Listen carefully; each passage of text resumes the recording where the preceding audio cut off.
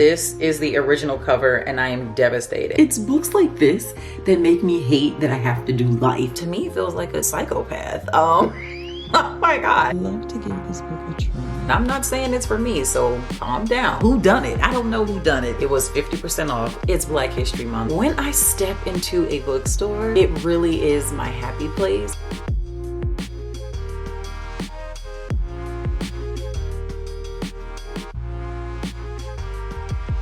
Oh my gosh, it's books like this that make me hate that I have to do life. Like, why do I have to get up, get away from this book and do anything? It is just that good. Okay, so I am 21 chapters in. Well, I'm actually 20 chapters in. I'm getting ready to start chapter 21 and this is so good. If this ends well, baby, this might be one of my favorite reads of the year and I love that for me. If you are not new here, you know that I love books with neurodiverse representation and baby, we get that here in this book. We have dysfunctional families, challenging children, infidelity. It's all the things that I love to see in a book. It's following our main character, William, and he was having an affair.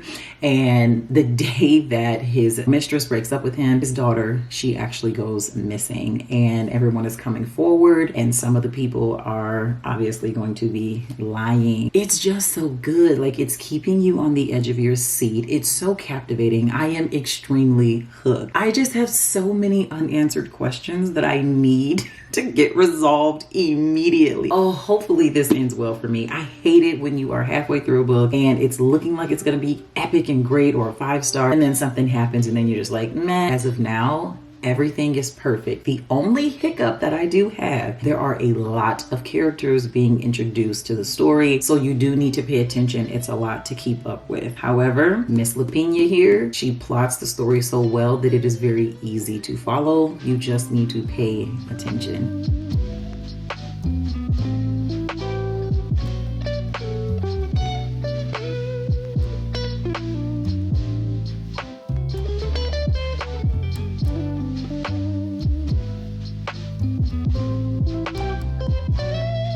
This book has impeccable pacing. I am loving it. It is such an action-driven plot and a very gripping narrative that I am having such a good time. I'm already recommending the book and I'm not even done yet. I have no idea how it's going to end. At this point, as the reader, you don't know what the heck happened to Avery. She has so many characters in this book that you just don't know who did it. You really don't. It could have been anybody and I love that. And I do recall watching an interview where Sherry was saying that as she writes her books, she doesn't generally know who committed the crime or who committed the murder until she starts writing. So she's writing and she's on the journey with us and you can totally tell because so many people are guilty. It's not even funny. It's like, who done it? I don't know who done it. Because there's so many characters, you know that like certain people are not being mentioned and introduced just for no reason. Why was this person brought up and are we going to hear about them again? And I love seeing the dynamic that a difficult or a challenging child has on a relationship. This is such a stressful situation to be in as a mom, obviously, and then obviously as the reader, because we are itching to know what the heck happened to this girl.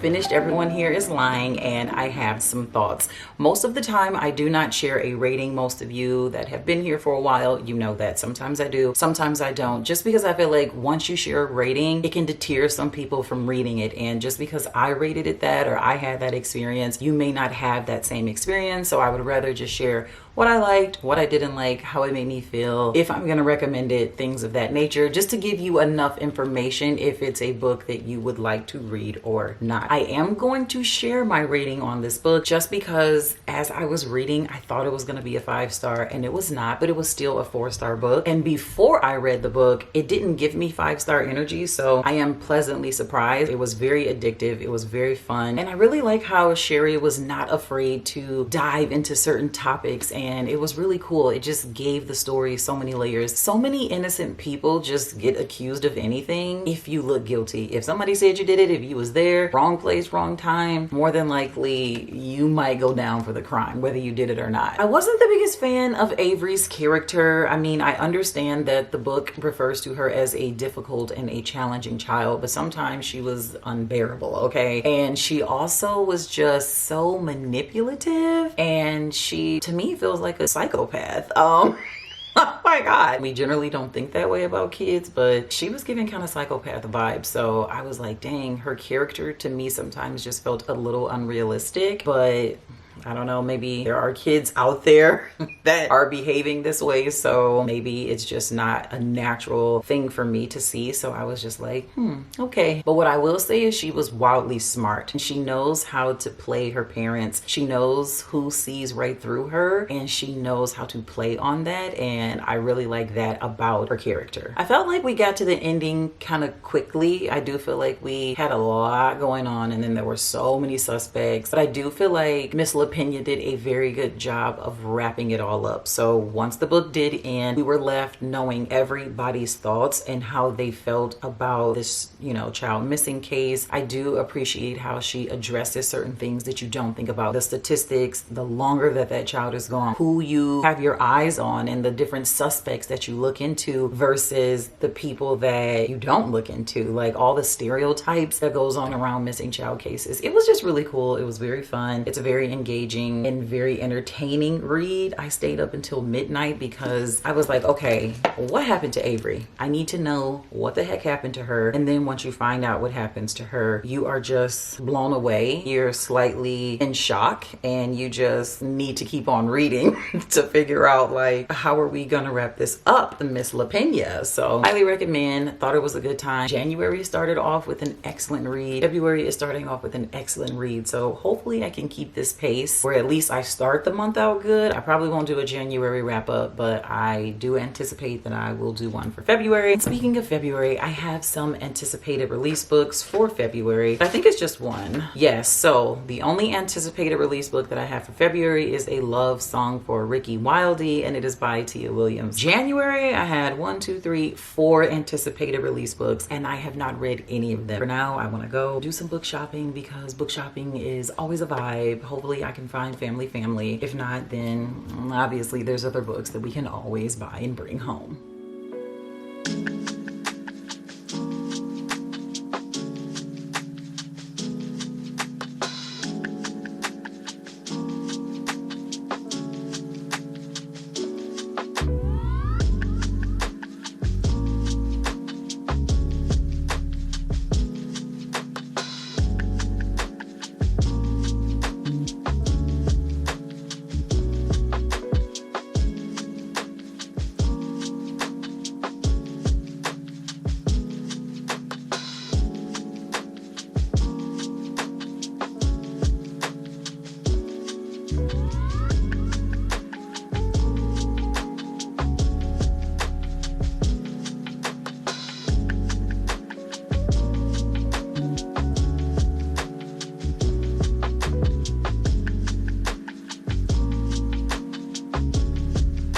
I would love to give this book a try. I did not read at such a fun age because I just heard that it was kind of meh, but I want to give this author a second chance. So let me know if you read it and what your thoughts are.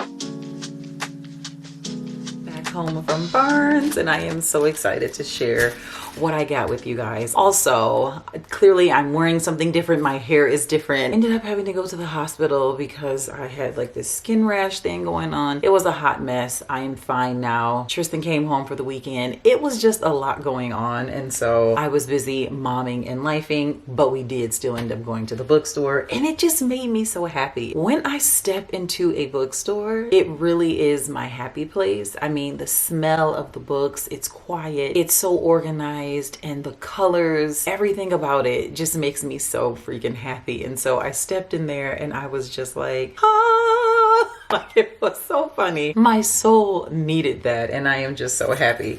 So the very first book that I went in there for is Family, and this is by Lori Frankel. I do not know anything about this author, but this book sounded so good to me. Reese ended up doing a blurb for her, and it says, every once in a while I read a book that opens my eyes in a way I never expected. And that's what I feel this book is going to do for me. It's a story about adoption. It says, not all stories of adoption are stories of pain and regret. Not even most of them. Why don't we ever get that movie? So I'm just interested to see how this book is going to explore something different, and I'm excited about it. These other two books, they just spoke to me. I did not need to get them. I shouldn't have got them. I really should not, but I just could not help myself. And the first one is Good Material by Dolly Alderton. I saw it, but I was like, do I need to read it? Like, I want to read it, but I don't feel like I need to read it. But then these blurbs just kind of got me. I cried by page 5. Like, girl, you already crying at page 5. And this one really got me. It says, a book to be devoured, adored, underlined, and passed on, but only to the friends you know will give it back. Not just a shrewd portrayal of lost love. It is genuinely funny. If only more books made you laugh as much as this. Oh my God, I couldn't leave it. Like, I just couldn't leave it. They had it $5 off. I had $5 in rewards. I'm like thinking of any excuse to buy the book. So I really hope that I like it. I know I shouldn't have got it, but it's fine. The next book that I got is definitely just a surprise book. I've never heard anything about it, never seen it. It was 50% off. It's Black History Month. It's by a Black author, and it is Time's Undoing. And I absolutely love this cover. Get up in it. Stunning. Absolutely stunning. Like, I just could not stop looking at it. So this particular book follows a main character who is investigating the death of her granddad. It takes place dual timeline in Birmingham 1929, and then in Detroit, baby, the Motor City, in 2019. And it also says that it is inspired by true events. Stop it. The uplifting story of a community coming together to fight for change. I mean, like, it's definitely something I need to be reading in Black History Month, you know? Now we are going to get into all of my books that came from Amazon. So we have a nice little stack here of books that we need to open, and some of these books are obviously in different paper. Maybe you're wondering why, and it is because I bought them used. I do not mind buying used books at all. I guess since we just opened up some new ones, let's just keep with that same theme. First one is More, a Memoir of Open Marriage, and it is by Molly Winter, and I'm very excited to get to this one because I was very judgmental about open marriage, and now I'm not as judgmental as I once was. I am actually very interested to learn more about it and how different couples explore that and why they explore it and how that works for them and things like that. But it's not for everyone, and I'm not saying it's for me, so calm down. I'm just saying that before I had a lot of judgments around it, and now I find the topic a little interesting, so I'm gonna read about it. I think this one has my other anticipated release book for January in it. Yes, this is exactly what it is. And it is so Let Them Burn. She's beautiful. Oh, she's so beautiful. From what I remember about this book, our main character is put in an impossible situation where she either has to save her world or her sister. And so I'm here for it. I'm excited. This one, I don't even remember what it's about. I do remember what it's about. Okay, this one is Hold My Girl, and it is by Charlene Carr. This is such a cute book cover as well. Let me refresh my memory. That's right. 2 women, 2 eggs, 1 life-changing switch. All I know is that this book is going to pull on the heartstrings. I know that it involves IVF. And I know that we have a child here. Her name is Rose. And we have 2 women who could possibly be her mom. Oh my gosh. I think it's going to be so good. I really really do. But now we are gonna get into my used books. Okay, so How to Walk Away by Catherine Sinner. Oh, and it was somebody's book of the month. How cool. You guys, this book is clean. Totally clean. It's a little worn down, a little. But look at this. Like, look at the edges. It's fine.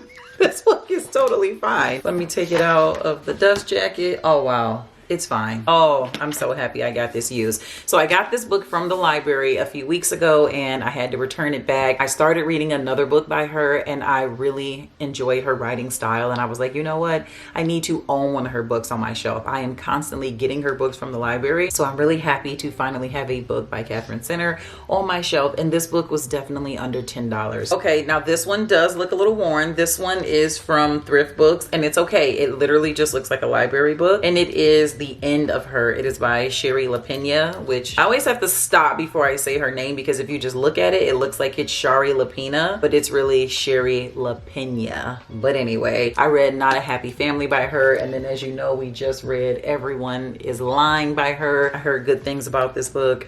So see, we have some writing here, but it's in pencil. It's not a big deal. That's it. It just looks like a library book to me, which is fine. Thankfully, I read library books, so it does not bother me at all. This book, again, was about $5 or $6. You cannot beat that. After opening those, I do know what this last book is. Oh, maybe not. What is this? Oh, okay, so that is what this book is, but this is the original cover and I am devastated. And it is by Terry McMillan and it is Disappearing Acts. Wow, for this book to be that old, it is in fantastic condition. So they did republish the book and it has a newer cover and I really, really love the new cover, so I'm really torn. I might send this one back and get the one with the new cover because it's so cute and it's bright, it's vibrant, and I love it. That's actually kind of what drew my eyes because I've never heard anyone talk about this book. Like I said, it's very old. I know it's a romance book. Terry McMillan, if you guys are not familiar with her, she is the award-winning author of Waiting to Exhale and How Stella Got Her Groove Back. So she's wrote some really good books and I don't even remember what this book is about. I really don't. I can't find the about. This book is so old and I can't even navigate it well. I can't find it. But anyway, I'm still very excited to read this book. There's nothing wrong with it. Like if you wanted this cover, I think it's fine, but I think I might send this one back and get the updated cover, which I may have to buy it new, and that's fine. To get this book, it might have been like $3 or $4, but the new one isn't even 10, so it's really not that deep. But those are the books that I have. Wow, that's a lot of books. 9 new books for the book show. I can't even with myself. I'm a hot mess. The next video, I am taking down that TBR. Clearly, we cannot keep buying books and not reading the books we already have. So subscribe, come back so that you can be a part of the fun, join the family. Do not forget to prioritize self-care, and I will see you guys in the next one. Bye. It's so many secrets and so many lies. It's the perfect title for the book. I think this book was published the year I graduated high school. Old. Once we found out what happened with Avery, not a wine voucher, you're flabbergasted. My heart breaks for her mother. This could be one of those books that like describes my entire reading taste, you know? Audacity is at an all-time high here. And I was just like, ooh, that looks good. Today is Justice's birthday. She's so freaking cute. She's fully aware that it's her birthday. Happy birthday, Justice. Happy birthday, Justice. How old are you? How are you? Say, I'm 6. I'm 6. Yay! Let me see your nails. Yeah. Get it, girl. Yes, do your birthday dance.